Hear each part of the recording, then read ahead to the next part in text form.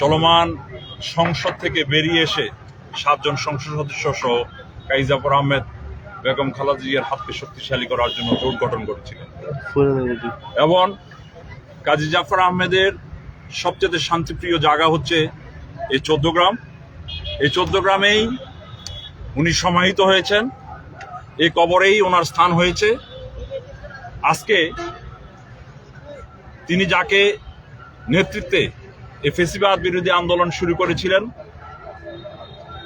আমাদের দেশনেত্রী বেগম খালেদা জিয়ার স্মৃতি বিজড়িত, কাজী জাফর আহমেদের স্মৃতি বিজড়িত এই 14 গ্রাম ভৌগোলিক কারণে অত্যন্ত গুরুত্বপূর্ণ এলাকা। আগামীকাল তারেক রহমান এই 14 গ্রামে বক্তব্য রাখবেন। জাতীয় পার্টি কাজী জাফরের পক্ষ থেকে গতকাল রাতে আমাদের সিদ্ধান্ত হয়েছে, আমরা স্বতঃস্ফূর্তভাবে ওনার আগমনকে স্বাগত জানাবো। শুধু এখানে নয়, আপনারা জানেন চট্টগ্রাম মহানগর জাতীয় পার্টি কাজী জাফর আজকে সেখানে মিছিল করছে। তদ্রূপভাবে সারা বাংলাদেশে যেখানে যেখানে আমাদের সংগঠন রয়েছে, কুষ্টিয়ায়, সিলেটে, মুন্সিগঞ্জে, ঢাকা, চট্টগ্রাম, সব জায়গায় আমরা আমাদের সিদ্ধান্ত নিয়েছি জাতীয়তাবাদী শক্তির এই মুহূর্তে বিজয় একান্ত প্রয়োজন। কোন শক্তি এই অবস্থানকে ব্যাঘাত ঘটাতে পারবে না। বাংলাদেশের জাতীয় রাজনীতিতে আগামী দিনের সরকার পরিচালনার ক্ষেত্রে গণতন্ত্রকে যদি সমুন্নয় রাখতে হয়, জাতীয়তাবাদী শক্তি যেন আরো বেগবান হতে পারে, সেই কারণে আমরা সবাই জননেতা তারেক রহমানের সাথে ঐক্যবদ্ধ আছে এবং ইনশাল্লাহ আগামী নির্বাচনে সবাই মিলে একসাথে কাজ করব, জাতীয়তাবাদী শক্তি যেন বিজয় হয় এবং আমরা তারেক রহমান সহ জাতীয়তাবাদী শক্তির জাতীয় সরকার জনগণ দেখবে, সে আশাবাদ ব্যক্ত করছি।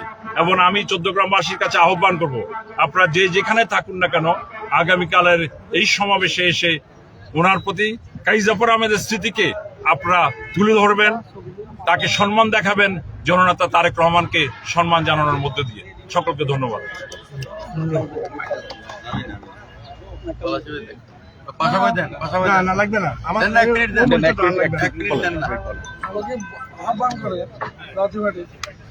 আসসালামু আলাইকুম। আমি জাতীয় পার্টির পক্ষ থেকে, জাতীয় পার্টি কাজী জাফরের পক্ষ থেকে শুধু এক লাইন বলেই আমি আমার বক্তব্য শেষ করব। এক লাইন হচ্ছে, আগামী দিন যে জনসভা হবে এখানে জননেতা তারেক রহমান সাহেব এখানে আসবেন। এই প্রোগ্রামকে সার্থক করার জন্য জাতীয় পার্টির পক্ষ থেকে যতটুকু সম্ভব আমরা সহযোগিতা করব ইনশাআল্লাহ। 2 নম্বর, আগামী 12 তারিখে আমাদের এই 14 গ্রাম থেকে বিএনপি মনোনীত জনাব কামরুল হুদা সাহেবকে আমাদের দলের পক্ষ থেকে নেতাকর্মীরা সবাই ওনাকে ভোট দিয়ে জয়যুক্ত করবে, এই প্রত্যাশা ব্যক্ত করে আমার বক্তব্য আমি শেষ করছি। আপনাদের সার্বিক পরিস্থিতি নিয়ে আর কি, আপনাদের আয়োজন এবং আপনাদের এরকম